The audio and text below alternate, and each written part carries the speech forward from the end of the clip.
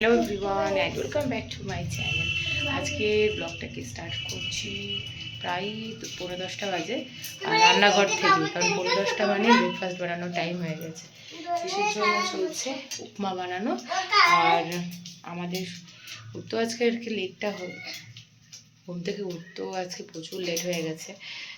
চাটা খাওয়া হলো, আমাদের ব্রেকফাস্টটা রেডি করব, তারপর লাঞ্চের জন্য রান্নাবান্নাটা স্টার্ট করবো। আজকে আবার ওই বাড়ি যাওয়ার প্ল্যান রয়েছে, হচ্ছে না হচ্ছে সেই সব কিছু খুঁটিনাটি তো অবশ্যই থাকছে ব্লগে, শুধু সঙ্গে থাকো আর দেখতে থাকো আজকের ব্লগ। এদিকে যে শুধু আমি রান্না করছি তা না, আমার ঋষিও তোর জন্য নিয়ে রান্না বান্না করছে। কি রান্না করছো? কালকে এখানে আমার কুন্নিটাকে গুছিয়ে রেখেছে, আজকে এই যে বাটির মধ্যে পাঁপড় সঙ্গে খুন্তি নিয়ে নিয়েছে। আর কি রান্না হবে? পাঁপড় রান্না। আচ্ছা আচ্ছা, ওই টুলটাতে বসে রান্না করো। হ্যাঁ আগুন, আগুন জ্বলছে মনে করো, মনে মনে ভাবো আগুন জ্বলছে, দিয়ে রান্না করা শুরু করো। আচ্ছা মেনু কি আজকে রান্নার? শুধু পাঁপড় ভাজা দিয়ে ভাত খেলে হবে নাকি? আরো তো তরকারি টরকারি করতে হবে। কি তরকারি হবে বলো? হ্যাঁ, আজকে ঘুম থেকে ওঠার পর থেকেই আমার মাথা নষ্ট করে দিল যে একটু কলেজে ঘুরতে যাব, এই বলে বলে বলে বলে কী আর করব। তাই রান্নাবান্নাটা একটু সামলিয়ে নিলাম, নিয়ে রেডি হয়ে দুজনে এসেছি মা বিটুতে একটু কলেজে ঘুরু ঘুরু করতে। সানডে পুরোই ফাঁকা কলেজ, বেশ ভালোই লাগছে। ওখানে ঘুরবে না? কোথায় যাবে না? এদিকে নয়, এসো এসো সোজা এসো। এই রাস্তাটা এত সুন্দর লাগে, একটা ফালি রাস্তা, তার দুই ধারে সুন্দর করে মানে গাছের বাহার, অসাধারণ এই জায়গাটা। আর তার সঙ্গে এই বট গাছটা দেখুন, মাঝখান থেকে একটা তাল গাছ।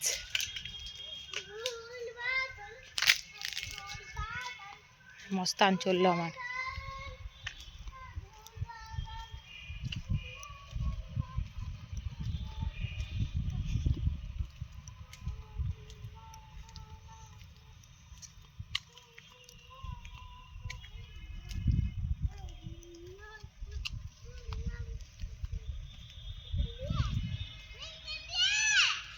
না, হ্যাঁ যাও।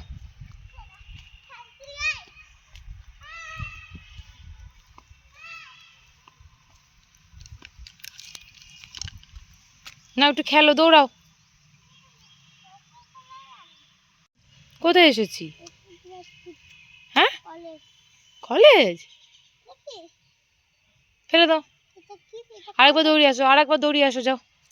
গো গো গো। আবার চলে এসো। হ্যাঁ হাঁপিয়ে গেছে। হ্যাঁ আবার এই রোদে মাঠেও বল খেলবে, একটু বসি চলো ওই গাছের নিচে। দৌড়াদৌড়ি হলো, এবার আমরা কোন গাছের নিচে বসে আছি গো? আর বট গাছে কে থাকে? আচ্ছা, এত ঘোরাফেরার পরেতে একটু ছবি তোলাতুলি করতেই হবে। এই যে এই নিয়ে আসো, দুজনে একসঙ্গে ফুল লাগিয়ে ছবি তুলবো। কেন তুলবে না? কেন দুষ্টু খেলবে? দেখো এবার কি খেলবে নাকি? জুতো উল্টো পড়ে চললো, পড়ে যাবে। হ্যাঁ ওষুধ নিয়ে খুব সিনসিয়ার ও। উড়ি বাবারে, চলো। ও তাই, চলো চলো লেটস গো। ঘরে যাবো, চলো এবার বোতল নিয়ে নাও, চলো।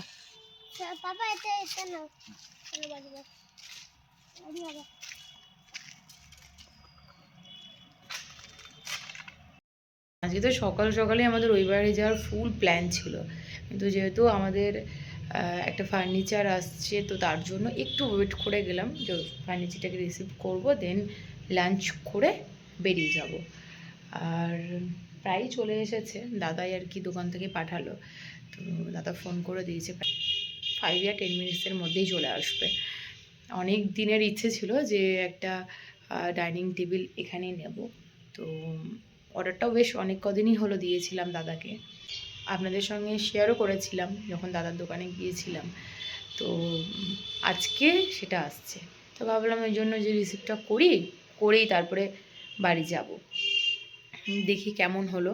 যদিও দাদা ছবি পাঠিয়ে দিয়েছে অলরেডি আমাকে। আপনারাও কিন্তু দেখুন, দেখে অবশ্যই জানাবেন যে কীরকম হয়েছে। ওই যে চলে এসেছে বলতে না বলতে। ডাইনিং টেবিল তো বাড়ি চলে এসেছে, কিন্তু দরজার সাইজটা আমাদের এতটাই ছোট যে কোনো দরজা দিয়েই ভিতরে যাচ্ছে না। তাই ওইদিকে পিছন থেকে আর কি গেটের তালাটা ভাঙা চলছে। যিনি দিতে এসছেন ওই দাদা আর ঋষির পাপা দুজনে। অনেকক্ষণ ধরে 8 ঘন্টা হতে চললো, চেষ্টা করেই চললো।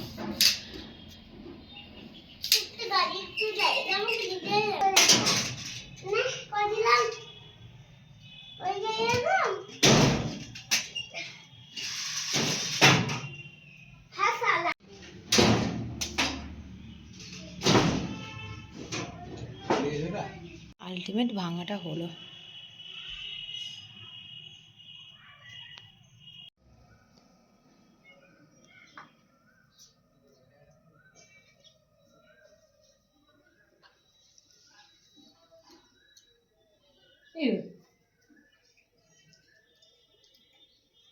এরকম করে খাই।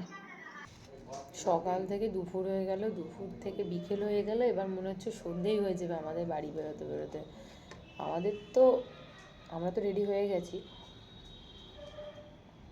ঋষি ঘুম থেকে এই সবে ওঠা হলো, গুটু গুটু পায়ে আসছে, গুটু গুটু গুতু গুতু গুতু গুতু। ডেরি মিল্ক নিয়েছো হাতে?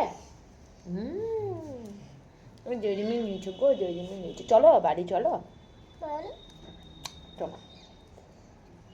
ওল বাবালি বাবালি, চলো চলো, জামা পরে দিই, চলো।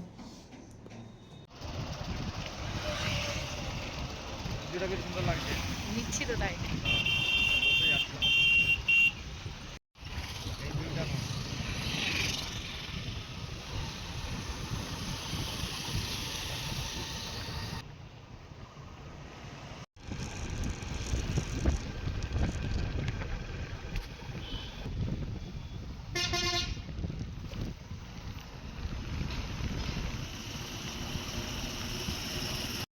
ঋষির পাপা একদমই ক্যামেরার সামনে আসতে পছন্দ করে না, কিন্তু ভিডিও ক্লিপ নেওয়ার ব্যাপারে উৎসাহ দেওয়ার বেলায় ঋষির পাপা কিন্তু first.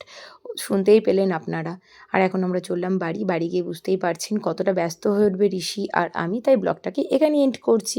So bye bye everyone.